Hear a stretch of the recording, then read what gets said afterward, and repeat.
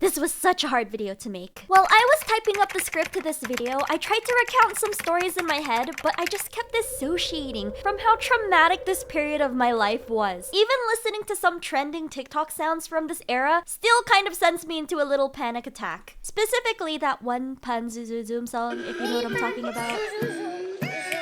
But I got a lot of comments from people in my last psych ward video saying it was helpful to them to hear me talk about it. And so I'm gonna talk about it. This is for you guys. So in case you guys didn't know, May is Mental Health Awareness Month. So I thought, what other perfect way is there to celebrate and spread awareness than to make another video about my crazy psych ward experience? Cause just simply talking about how depressed I am and all my issues is boring. Speaking of boring, ugh, what is this? What is that on your screen?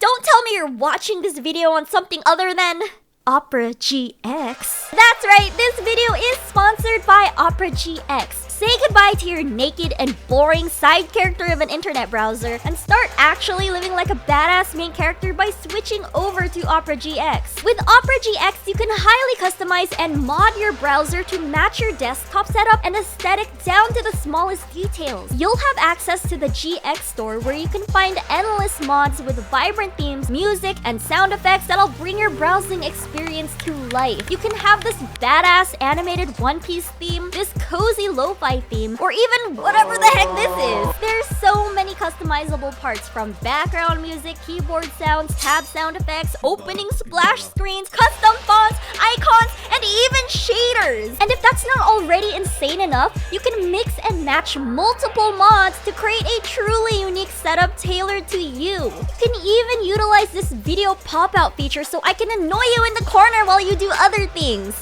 Ugh. And if you're still feeling reluctant because you have so many bookmarks saved already, you can import your bookmarks to Opera GX along with your browser history and cookies. So stop hating yourself using the boring, boneless browsers. Start upgrading your online experience with Opera GX right now by using the link in the description and pinned comment to download. Thank you, Opera GX, for sponsoring today's video. I'm gonna do my best not to make this a super heavy video, but I know it could be a lot, so if you're not in the headspace for it right now, that is completely okay. Take a break, grab some tea, and come back when you're ready. Or not at all. Your peace comes first. So one bright sunny day back in 2020, I wanted to die.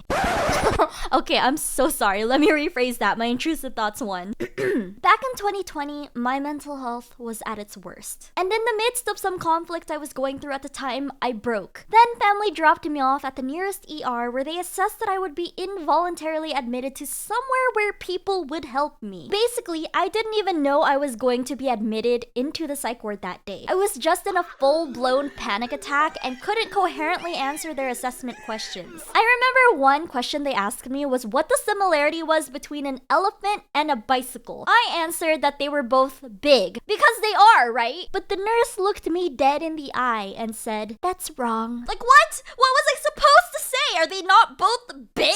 And also, why would she say that to someone who's already wanting to die? In my first psych ward video, I briefly talked about what it was like being there and how my mental state got even worse because I was stuck in a brightly lit hallway in the ER for 3 days with no phone, no privacy, no hygiene care because I was waiting for an available bed at a psych ward. But I mainly focused my story around my roommate at the time, whose name was Jenny, who made me so uncomfortable and bothered to the point of delusion that I tricked her into getting a sedative from the doctors. A sedative, by the way. You know, the butt shot that makes you go honk shoe, not something to kill her like most of you believed. Anyways, another reason I wanted to make this video is because I've had years to process my experience, and looking back, I feel like I really didn't do a good job in that video when it came to the negative stereotypes and stigma many people with mental health issues already face. Mental illnesses are illnesses and conditions that many people struggle with, and these struggles should be treated with respect, understanding, and compassion, not fear or alienation. I know mental health advocacy and education wasn't the main point of my video, and I also want to give myself grace that I was not in the right headspace at the time to practice empathy, but I just wanted to spread awareness. With that being said, as much as I want to always be empathetic or understanding towards people with mental conditions, it's also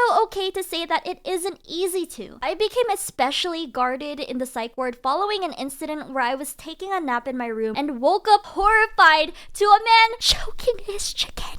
I ran away really fast and told on him to the nurses, and they ended up locking him up in a different area, so yeah, that happened.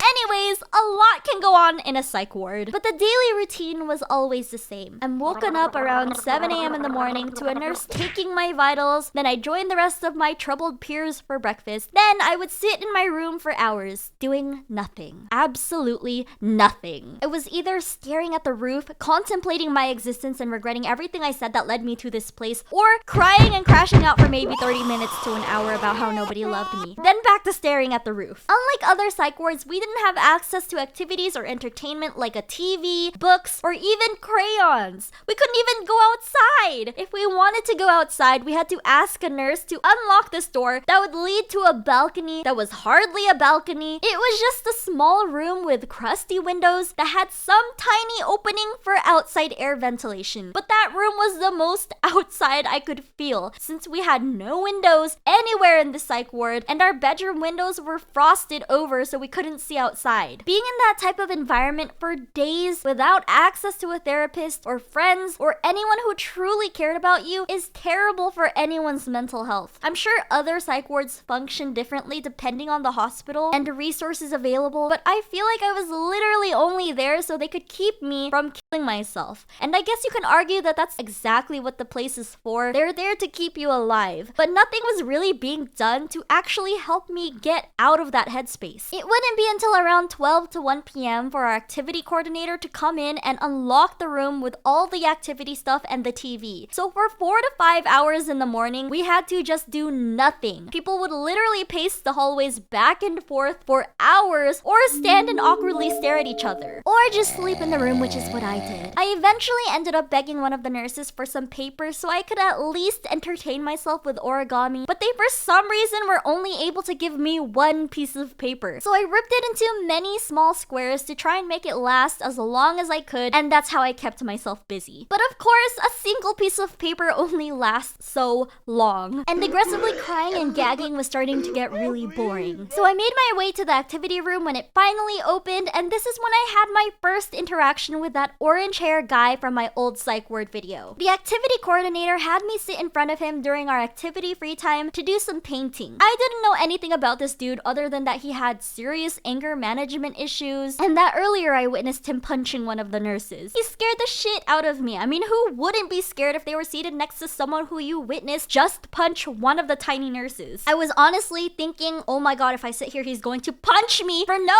reason, which I know is so dumb and makes no sense, but anyways, I didn't paint. I just sat there scared. And he obviously did not like that, so he flipped on me screaming why I wouldn't paint. So I immediately just started painting. And do you know what he did next? He started getting excited over my painting. I was literally just manic painting, but he started complimenting my art like I had just performed magic before his eyes. Then he asked me where I was from, and I said I was Filipino. He replied excitedly saying, "Oh, yo, my homies taught me some Tagalog before. Masarap ang pek-pek mo." It means nice to meet you. Masarap ang pek-pek mo. We talked a little more as we painted, and it was actually really cool to get to know this guy and to realize how nice he actually was. It's really eye-opening to get past old prejudices and see someone as just a real person with their own struggles. Someone with a big personality, cool hobbies, and a great sense of humor. Much more than just some angry guy who throws punches. It was also pretty cool that art is what kept connecting me with more people around me. There was this one girl who would ugly cry while complimenting my paintings, which was kinda sad to watch, but also really funny, not gonna lie. I also started playing cards with this group of people I didn't know at all, but we ended up playing so many games and we got super competitive and rowdy. I genuinely started having so much fun to the point I was bursting out laughing. And then I started crying.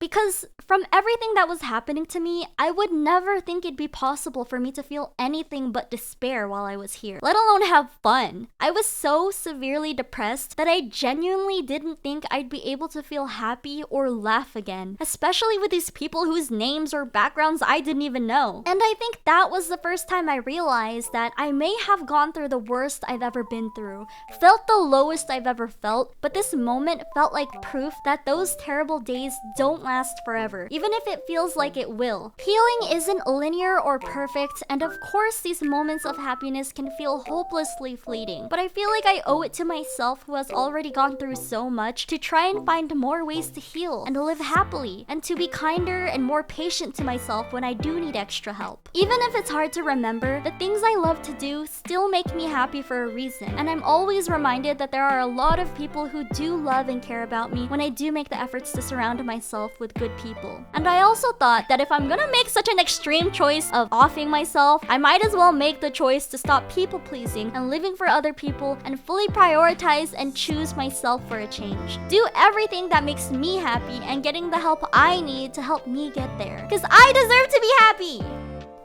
You deserve to be happy.